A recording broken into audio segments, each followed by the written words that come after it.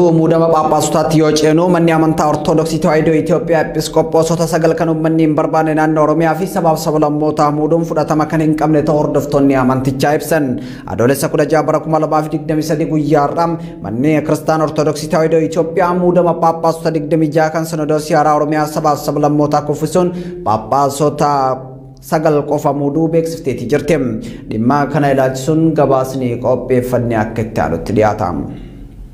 Amajjii bara 2023 keessa abboonni amantaa sadii jechuun Abuuna Zaawiroos, Abuuna Eustaatiyoosi fi Abuuna Zeenaa Maarqos waliin ta'uun gaafii afaan ofiitiin kadhannaa taasisuu fi nama ofiitiin amantii barsiifama hordoftoonni amantichaa gaafataa turan deebisuuf Phaaphaasota 26 muuduun gara kutaa lallabaa biyya ramadamaniitti akka bobbaan taasisanii turani. Phaaphaasonni muudaman gara kutaa lallabaa biyya isaanii bobbaafamuun hordoftoota amantichaa dabalatee uummata Oromootiin simannaan bal'aan taasifameefii jira. Haa ta'u malee manni Kiristaanaa Ortodoksii Tawaahidoo Itoophiyaa dhimma kana mormuun fudhatama akka hin qabne ibsaa turte. Paatriyaarkiin Ortodoksii Tawaahidoo Itoophiyaa Abuuna Maatiyaas Phaaphaasota muudaman mirkaneessuu diduun mormiin mana amantichaa keessatti dhalate yeroo dheeraaf deemaatii ture. Manni amantichaa gadda labsuun mirga afaan ofiitiin kadhannaa taasisuu mormuun uffanni gurraachi akka uffatamuuf waamicha taasifteetii turte. Muddamni mana amantichaa bira darbuun sadarkaa biyyaatti erga hammaatee booda hundeessitoonni Sinodoosii Haaraa fi manni Kiristaanaa Ortodoksii Tawaahidoo Itoophiyaa walii galuun gaafii hordoftoota amantichaa Oromiyaa fi ummatoota kibbaa kan deebi'u ta'uun irratti walii galani.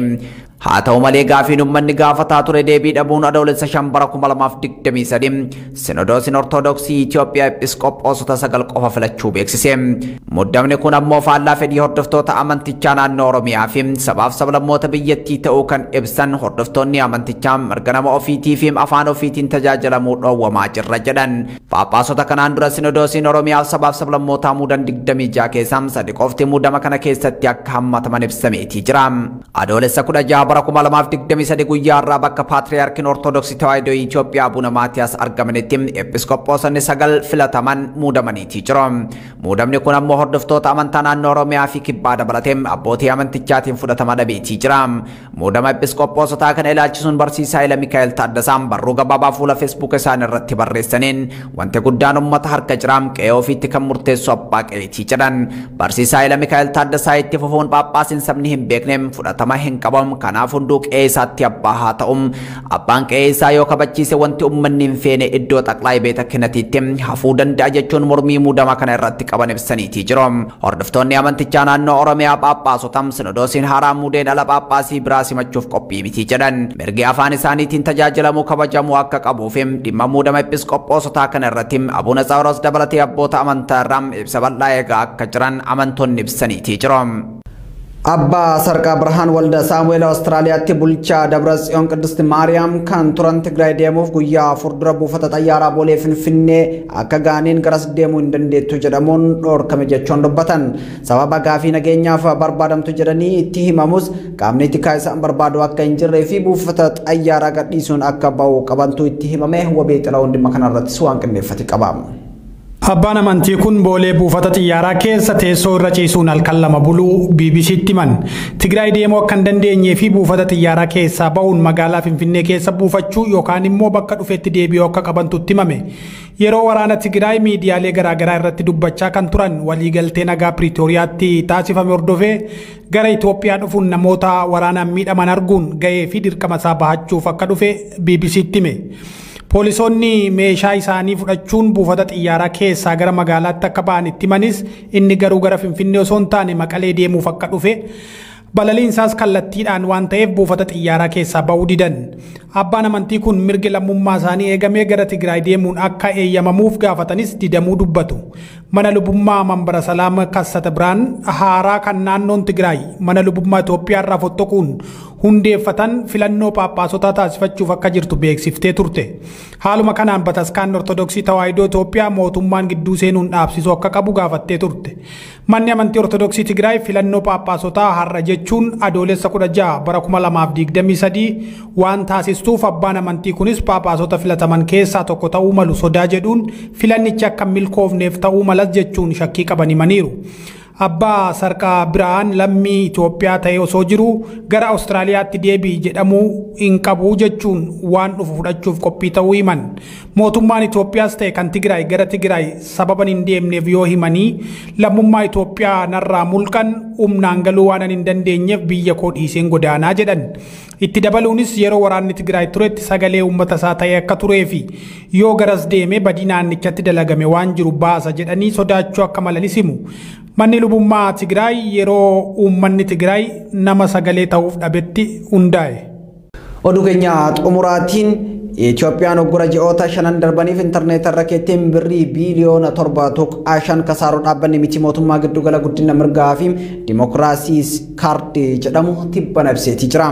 Mootummaan Itoophiyaa gurraandhala 11 bara 2023 irraa jalqabee hanga ammaatti marsaalee hawaasummaa gurguddoo kanneen akka feesbuukaa, teelegiraamaa, tiiktookii, instaagiraam akkasumas yuutuubii irraa gura tajaajila intarneetaa ka'een dhiibbaan guddaan diinagdee biyyattii irratti dhufu ibsameetii jira.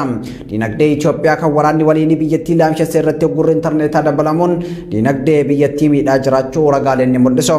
Oggura tajaajila intarneetaa irratti baatilee shanan darbaniif kaa'ameen kasaaraa diinagdeem doolaara miiliyoona 140.3 ol gabaa oomishaa kallattii biyya alaa irratti kasaaraa doolaara miiliyoona 27.8 geessisuu fi namoota 2,372 hojii dhabeeyyii taasisuu odeeffannoon kaardii irraa argame ni mul'isa.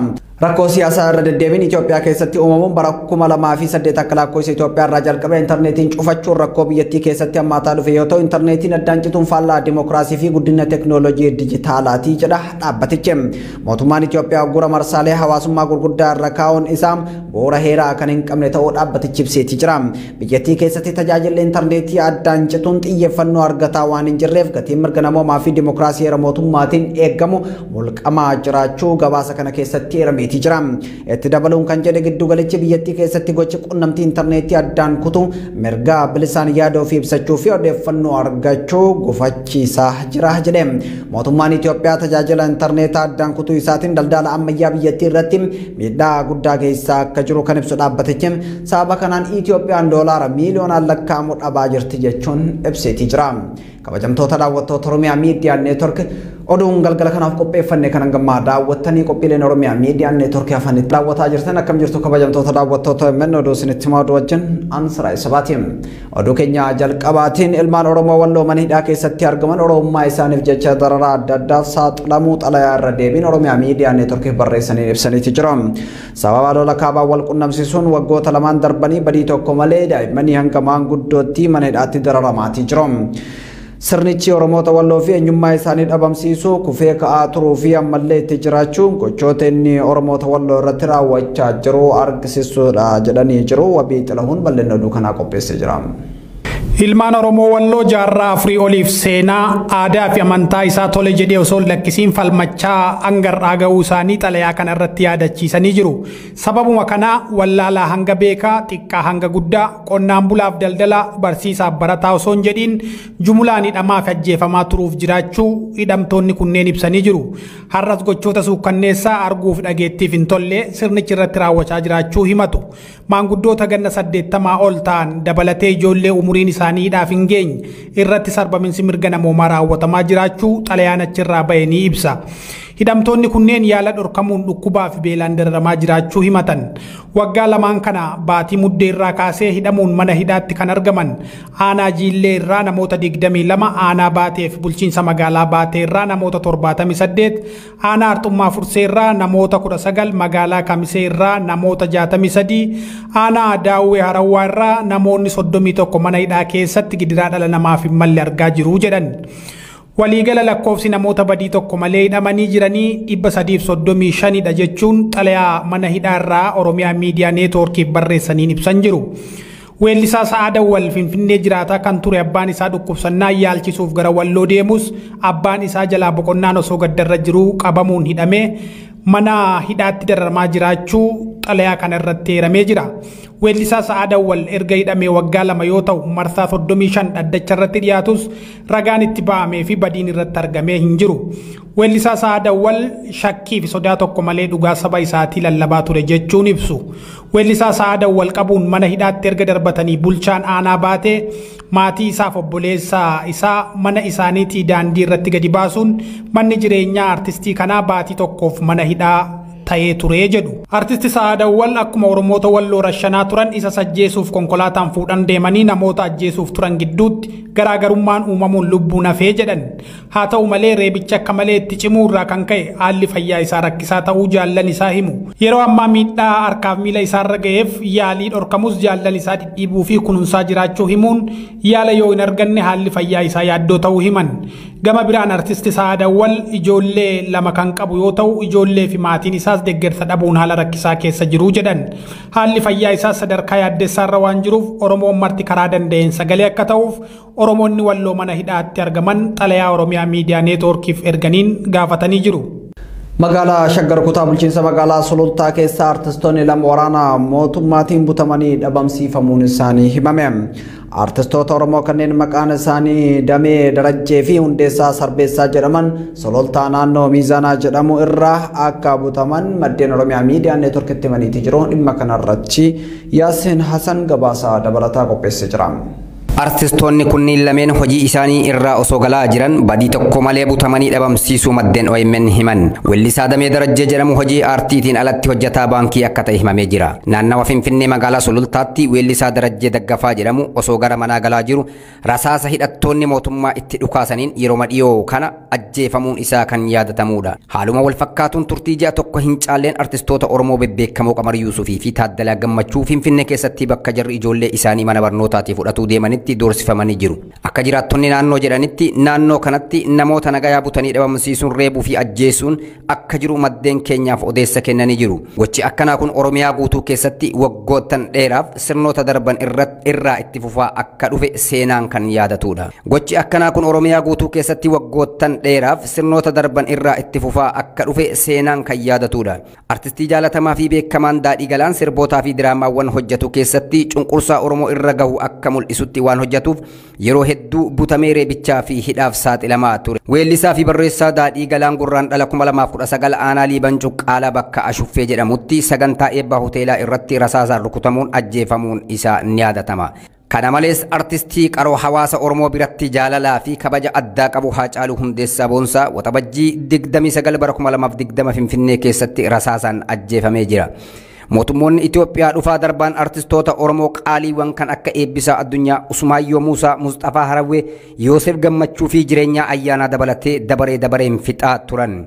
Gumaan yookiin haqa artistoota seeraan ala ajjeefamaniillee awwaalanii bira darbuu qofa taate. Kanaafuu uummanni Oromoo artistoota qaqqaalii sabaaf jecha haala kanaan butamanii dhabamsiifaman osoo isaan lubbuun jiran eeggachuu qaban jedhameera. Oduu keenya itti aanuun rakkoo daldala Jimmaa wal qabatee hawaasni Harargee kufaatii dinagdee fi qaala'insa jireenyaatiif saaxilamuu maddeen naannichaa Oromiyaa Miidiyaa Neetwoorkitti himan. Hawaasni jireenyi isaa oomisha Jimmaa irratti hundaa'e kun kufaatii ka'umsi isaa Jimarraa ka'een kadhaa fi gadaddoo hamaaf saaxilamaa jira jedhu maddeen OMN naannicharraa dubbisee bal'ina oduu kanaa kan qopheessite Dastuu Ahmadiin. Ji'oota sadeen darbaniif rakkoon dhimma Jimaa kun akka furamuuf kallattii garaagaraatiin uummanni mootummaa gaafatus furmaanni argame hin jiru jedhan.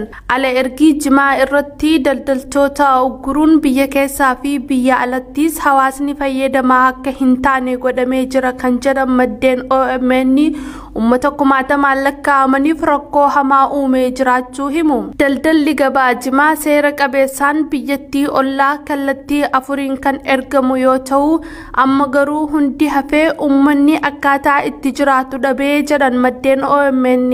Hawaasni kun waggoota baay'eef ilmaan isaa galii Jimaa irraa argamuun barsiisaa akkasumas midhaan ittiin bitatee jiraachaa kan ture sababa mootummaan labsii haaraa Jimaa irratti baaseef uummanni harka qullatti hafanii jiraachuu jiraattonni himanii jiru. Yeroo ammaa hawaasni kun rakkoolee isa qunnamtee irraa kan ka'e iddoowwan garagaratti baqachaa jiraachuu odeeffannoon garasii arganne ni addeessa. Jimaa isaa gurguratee hojii idileedhaa kan guyyaadhaa godhatee jiraatu harka qullaa tahanii kadhaadhaaf yookaan ammoo qeerraa buqqaanii kallattii biratti imaluudhaan ammallee rakkoon hawaasa. Kanaan dura Jimaan baasaan takka yookaan qabaan tokko qarshii 2,000 irraa hanga 2,500tti gurguramaa kan ture. amma qarshii 200 irraa hanga 500 qofatti gurguramaa jiraachuu isaa uummata balaaf saaxiluu maddi keenya kun himee jira. Magaalonni gurguddoon akka Awwadaay, Dirree Dawaa, Baddeessaa, Kaarramillee, Hararii fi Galamsoo, Machaaraa dabalatee magaalota kanneen keessatti jimaan gatii dhabee uummanni qabeenya qabu agabee faffaca'aa jiraachuu dubbatu. Mootummaan naannoo Oromiyaa fi mootummaan federaalaatiif hawaasni irra deddeebiin gaafii dhiyeessaa fi turus deebii dhabuu miira abdii kutannaa irra jiraachuu maddeen garasii OMN itti himan. Gaafiin dhimmi jimaatiin wal qabatee paarlaamaa Itoophiyaa keessatti Mohammad Qopheetiin kan gaafatame yoo ta'u, muummichi ministeeraa Abiyyi Ahmed gaafii sana osoo hin deebisin bira darbuun uummata jireenya isaa jimaa irratti hirkate dallansiisee jira.